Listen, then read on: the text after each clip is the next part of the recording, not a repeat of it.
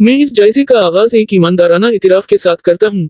मैंने पाकिस्तानी ड्रामों को इससे ज्यादा फायदा देना शुरू कर दिया है जितना मैंने ड्रामों का जायजा लेना शुरू किया था, और पिछले कुछ सालों में नुक्ता नजर में इस तब्दीली की कई वजूहात हैं। सबसे पहले, जब आप हर एक वाकया की जांच नहीं कर रहे हैं, आप इन ड्रामों को सिर्फ एक नक़ाद के नुक्ता नजर से ज्यादा नाजरीन के नुक्ता नजर से देखते हैं।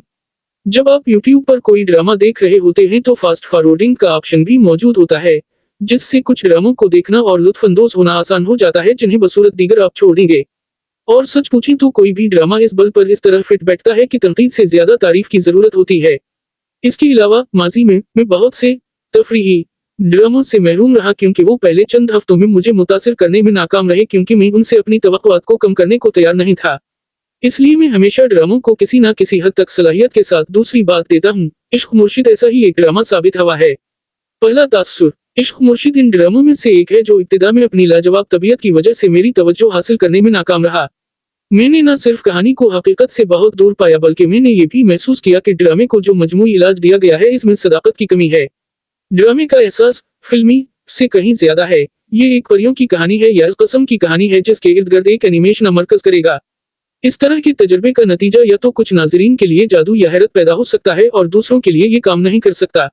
इब्तिदाई 2 अक़सात देखने के बाद मैंने महसूस किया कि तस्वीर कुशी और अमल हकीकी जिंदगी की बारीकियों से मुनक़ते मालूम होता है।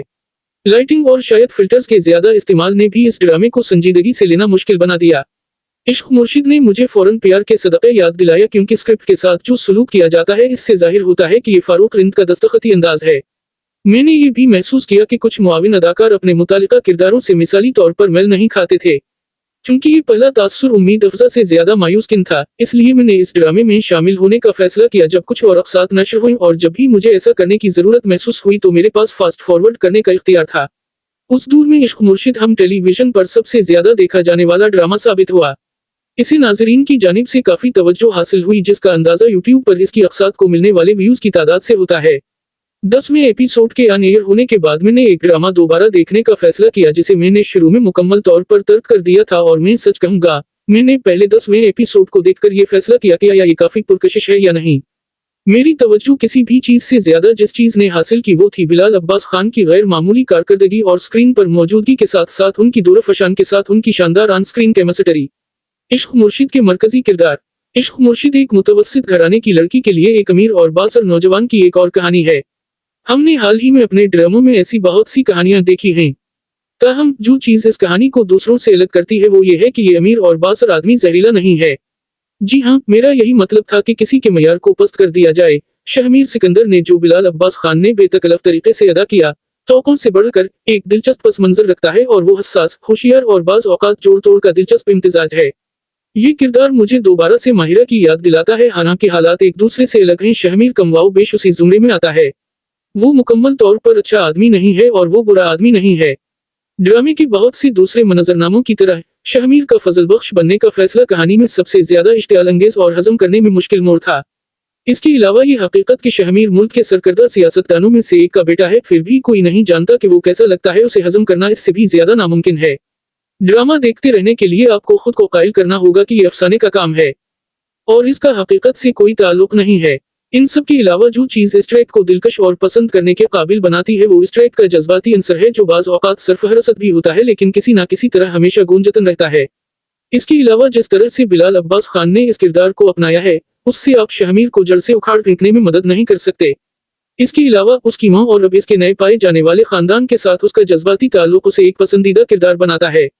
ऐसे मौके भी आए जब इस नए ताल्लुक को बढ़ा चढ़ाकर पेश किया गया, लेकिन इससे फजल बख्श को कम पसंद नहीं आया। दूर फशान के जरिए अदा किए गए ड्रामे शबरा की खातून मरकजी किरदार में कुछ मजबूत मुस्बत सिफात हैं और एक मज़हका खेज हड्डी भी। वो महतवा कानकशी, ज़हीन, देखभाल करने वाली है और ये भी जानती है कि किस तरह और कहाँ हुदूद को खींचना है। ताहम फजल बख्श से इसकी अचानक कुर्बत इस खास ट्रैक का सबसे ज्यादा ओटीटी अंसर है। मुझे ये कहना जरूरी है कि मुझे दूर फशान इस किरदार के लिए ज्यादा मौजूद लगता है, जो कि वो जिसे आपकी मर्जी में अदा कर रही हैं। शबरा की वालिदा और बहन के किरदार ड्रामे के बारे में बेहतरीन चीज नहीं है। माँ का अपने शौहर के साथ मुआमला बाज़ औक़ात बेबुनियाद लगता है और फजल बख्श से इसकी मोहब्बत को गरमाना मुश्किल है। मुझे यकीन है कि मैं अकेला नहीं हूँ जो इन बहनों को देखकर बीमार हूँ, जो खंबे से अलग हैं, और छोटी बहनें जो अपने बड़े बहन भाइयों के साथ जहानत से बातचीत नहीं कर सकती हैं। اس کے علاوہ حقیقت یہ ہے کہ دونوں اداکاروں کی پرفارمنس مطلوبہ ہونے کے لیے بہت کچھ چھوڑ دیتی ہے، ان کے مناظر کو آگے کے قابل بنانے میں اضافہ کرتی ہے۔ فراز ایک اور کردار ہے جس کے لیے بہت کچھ ہے، لیکن بدقسمتی سے یہ کردار ادا کرنے والا اداکار میز پر زیادہ نہیں لاتا۔ میں واقعی حیران ہوں کہ سری اصغر کو ایک سائیڈ رول ادا کرتے ہوئے دیکھا جو کہ اس سے زیادہ کچھ نہیں ہے۔ اس کے پاس بہت زیادہ صلاحیت ہے اور وہ میٹیر کرداروں کی مستحق ہے۔ وہ بہن کے طور پر بہتر کام کر سکتی تھی، نہ کہ دوست کے طور پر۔ اس کے علاوہ یہ بدقسمتی کی بات ہے کہ اس کی جوڑی ایسے اداکاروں کے ساتھ بنائی جا رہی ہے جو بالکل اس کے پرفیکٹ میچ نہیں ہیں۔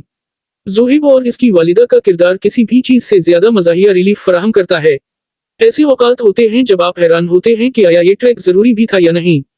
میں اس موقع سے فائدہ اٹھانا چاہوں گا اور ہیرا ترین سے درخواست کروں گا کہ وہ ایک ہی کردار کو بار بار ادا کرنا چھوڑ دیں۔ وہ اتنی بار ٹائپ کاسٹ ہوئی ہے کہ میں نے گنتی کھو دی ہے۔ اس کے علاوہ کیا ہم تعلیم یافتہ اور بظاہر روشن خیال خواتین کو مردوں کا پیچھا کرتے ہوئے دکھانا بند کر سکتے ہیں جو یہ واضح کرتے ہیں کہ وہ ان میں دلچسپی نہیں رکھتے؟ دوسری طرف شبرہ کے والد کے کردار کو نور الحسن نے یقین اور خوبصورتی سے اسکرین پر ترجمہ کیا ہے۔ فضل بخش کے ساتھ اس کا رشتہ سطحی نہیں ہے اور میں خود کو اس وقت سے خوفزدہ محسوس کرتا ہوں جب وہ حقیقت کا پتہ لگائیں گے۔ شبرہ ہر لحاظ سے اپنے باپ کی بیٹی ہے جو اس کردار کو مزید اہم بناتی ہے۔ علی گل ملا بھی اصل فضل بخش جیسا پیارا ہے۔ بلال عباس خان کے ساتھ ان کی آن سکرین کیمسٹری ان کے مناظر کو دیکھنے کے لیے ایک دعوت بناتی ہے۔